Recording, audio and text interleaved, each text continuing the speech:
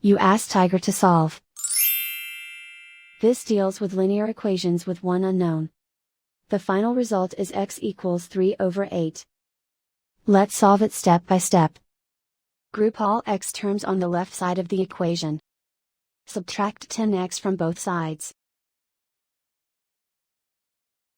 Group like terms. Simplify the arithmetic. Group like terms. Simplify the arithmetic. Group all constants on the right side of the equation. Add 18 to both sides. Simplify the arithmetic.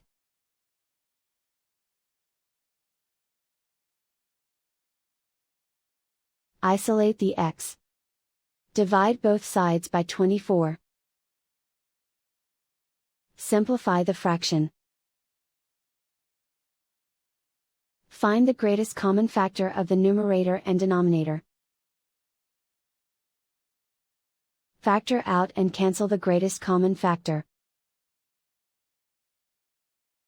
And so the final result is x equals 3/8.